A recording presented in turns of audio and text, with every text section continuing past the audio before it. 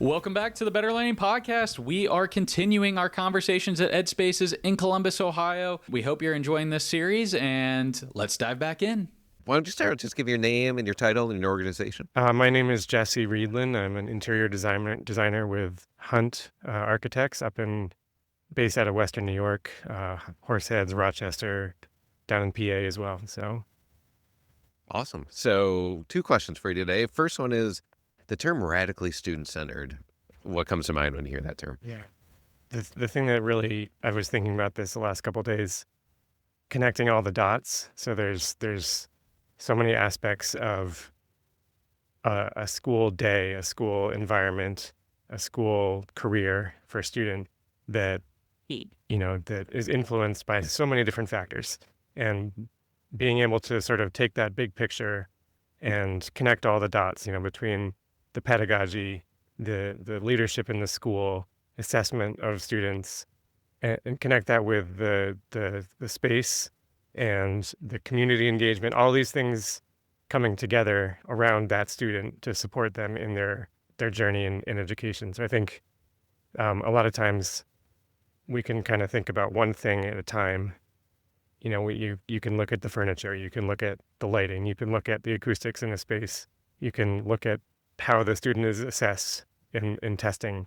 But each of those things is important, but then expanding out to the whole picture and really aligning all of those things together to create that immersive, uniform experience for the kids is what I think is really important. Yeah, cool way to view it from there. I appreciate that. All right, so our question for here that you picked is, what principles guide you when designing spaces that truly put students at the center of learning? Number one is student choice. And this is something that's kind of near and dear to my own heart. Had a journey the last couple of years with my own kid who had some real big struggles with attending school and feeling safe at school. And thankfully this year, he's really turned a corner, which is incredible. He's transitioned up to middle school. And I think there's just a tremendous amount more agency and choice and autonomy given to him at that point. So I think seeing that transition in him is really inspiring, and putting that at the center of a design, I think is really important. Yeah. So how old is your son? He's 11. So 11. just starting 6th grade. Okay. Transitioning from that elementary school Those world. middle school years. Well, honestly, I think the school district we're in, their middle school from, we have 2 months experience in there. So, I'm going to reserve my judgment a little bit, but the transition to middle school with the school staff, the administrators, the support teams, it's amazing. They've got it. They've got it dialed in. Nice. And just that, that transition from the elementary school model where they're in a classroom and they have one teacher and they go out and do other things, but they're mostly in that kind of controlled one environment, to this other space where they're moving between different classes. They're kind of controlling their own movement throughout the day.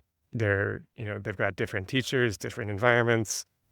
They're just up and moving throughout the day is tremendous. Yeah. So I think that kind of autonomy and freedom is what I aspire to do as a designer. And I think there's ways to bring that down into the elementary school level, age appropriate autonomy and agency throughout any level of education. Yeah. Yeah. Very cool. So one of the things that we talk about is, one of these questions are coming from our radically student-centered approach of working on hundreds of schools around the country. We've refined it down to there's really 3 phases to making sure that we can design these radically student-centered spaces. And it's around first getting the collaboration and getting the voices heard before we design. So really we want to make sure that we understand a shared vision and know who's accountable for decisions and what the timeline looks like before we actually go into design. Because sometimes we all have a tendency to want to jump into the fun stuff and be like, well, let's figure out what is it that we're going to put in there. But we find we save a lot of time. We get a lot more clarity when we can do that collaboration in there. Yeah. So, but as we've been kind of exploring this and having these conversations, we're recognizing that like the way the way things kind of have been traditionally, as far as like how the learning environments have been like selected, is a little antiquated. It was based on, you know, like when things were more like commoditized and you already knew you were just going to put the same things. Yeah, and I feel that I relate to that because even in a lot of the work that I'm doing now, where we're renovating these old buildings that were built in that way, there's still a tendency just to go back with what was there, and there's almost like this is what we know, so this is what we have to do. And that's also the way that, unfortunately, funding is set up, right? So schools will get assistance from state or local funds to build X number of classrooms, and that's what they get the funding for. But that's not the way that we want to design the spaces, because that's not a radically student-centered environment. So that's kind of the challenge that I run into a lot of times is, I would like to say, let's try something different, but then where's the money coming from, So that's one of the big challenges that I run into in that area. Yeah. I mean, we've definitely seen too, it is really hard to break through kind of that status quo. This is the way it's always done. We'll call it gravity. Like this gravity is really strong inertia.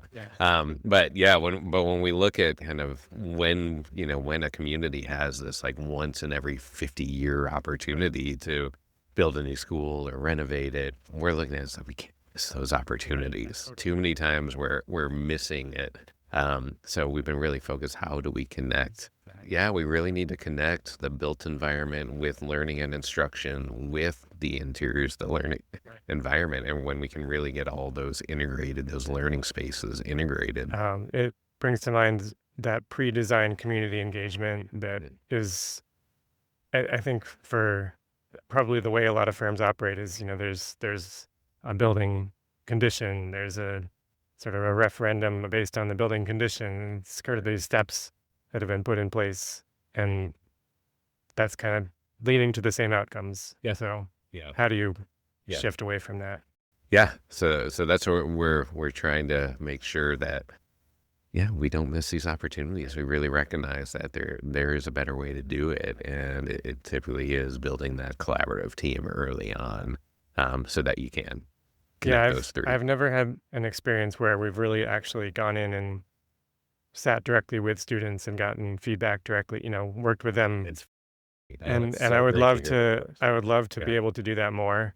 And just, I don't know how to, and I haven't had that opportunity, unfortunately. So I think it would be really inspiring to hear, get that direct connection with the people who this space is actually for them, right? So why not have them involved? And it'd be fun to do that. Yeah, love it. Awesome. Thank you for doing this. Yeah, absolutely. It's great. Thanks for joining us for this special EDspaces edition of the Better Learning Podcast. We hope today's conversation sparked new ideas and reminded you just how powerful student-centered learning environments can be. If you enjoyed this episode, be sure to follow the podcast and share it with someone who's passionate about improving education. And as always, keep pushing forward, keep rethinking what's possible, and keep making learning better, one space at a time. We'll see you in the next episode.